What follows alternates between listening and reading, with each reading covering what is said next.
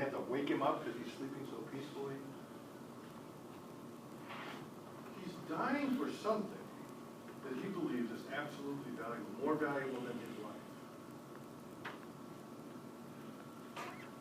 It's something to do with these ideals, yes? So I got a couple more places that you really need to see. This is 29. D. Suppose that in this view you said to me, Socrates, on this occasion we shall disregard Antaeus and acquit you, but only on one condition, that you give up spending your time on this quest and stop philosophizing. If we catch you doing this, you should be put to death. Well, supposing, as I said, that you should offer to acquit me, I should reply, gentlemen, I am your grateful, devoted servant, but I owe a greater obedience to God than to you. So long as I draw breath and have my faculties, I shall never stop practicing philosophy and exhorting you and communicating the truth for everyone that I meet. I shall go on saying, listen to this now, my very good friend, you are an Athenian and belong to a city which is the greatest and most famous in the world for its wisdom and strength. Are you not ashamed? This is about the self part.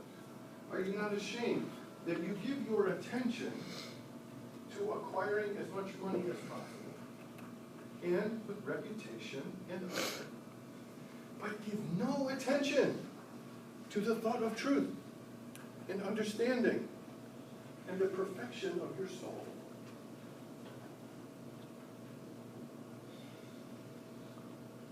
Describes a lot of people I know, right?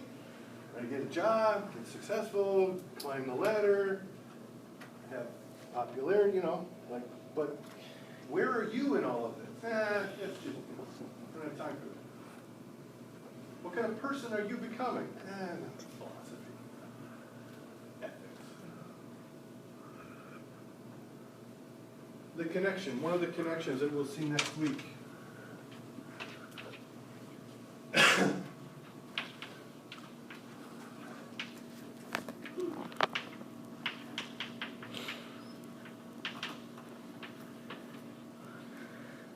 Socrates is going to say things like wealth and pleasure and sex and reputation are things that appeal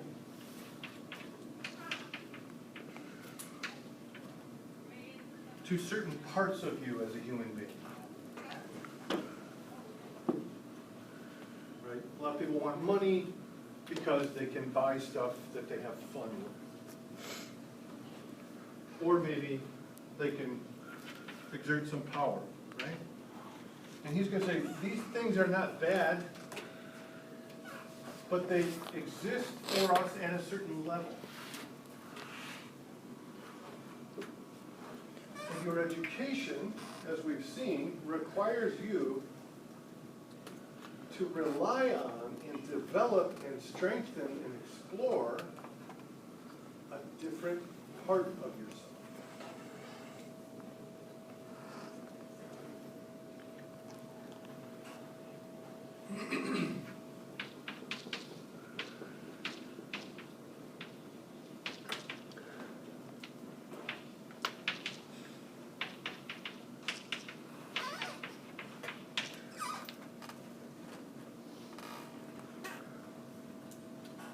Back to the cave. And the little page of notes that came after the cave, I don't know if any of you look at that, there's a diagram in there called the divided line.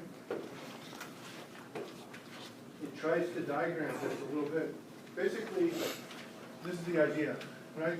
So you're back to that moment where the dude has discovered what's back there and his new stuff and like all of that, and then they're like, wait a minute, there's something familiar.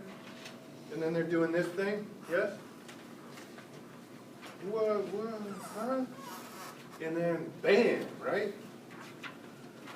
It's something. And they have the explanation. Okay. Simultaneously, as they're getting the, right, about the world, they're getting about themselves. Because they have just discovered by doing it, they have just discovered a power within themselves. They have just learned to think in a new way, a way they have never thought before. The world makes sense now because they have been able to think at a higher level. This is what your education should be doing for you.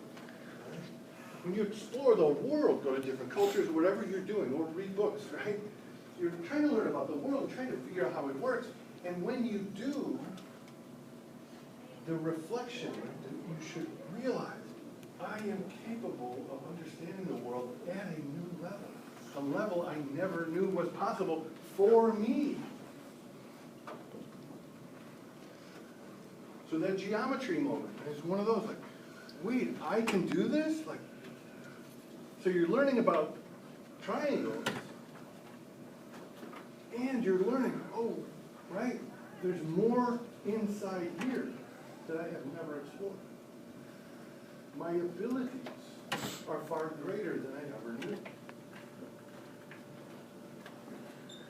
Education then is this parallel, right, discovery about the world, how it works, and about how you work. He will say, there's a third part of us. So these, he basically says, sort of desires, or the bodily stuff. This is the mind, the intellectual stuff, and then the third thing, the will, kind of that sense of determination and strength that you have. And he's going to say, the key to living a good life, to becoming courageous, self-controlled, whatever that ideal is to ask,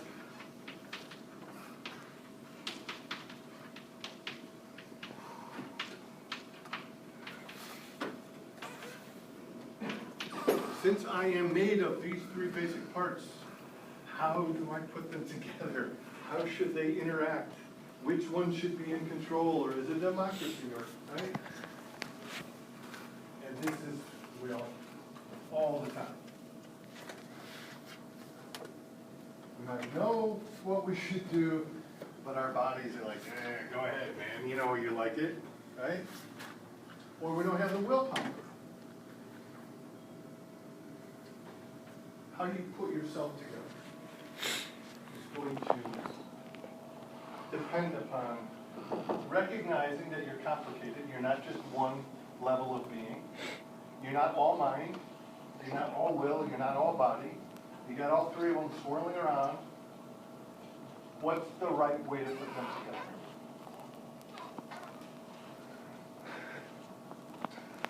Finally, we're going to see that this question is the same as this. Because society has to have intellect, right? The leaders who think intellectually and abstractly, has to have the protectors, the police and the soldiers, and it has to have the workers. What's the best way to put them together? The self is going to turn out is a society. And society is a self.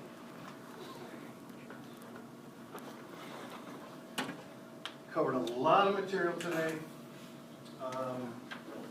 I will give you some questions just as I did for the next piece, which is the final Socrates piece, the Republic, back in the packet. Do you want to put your focus on the question?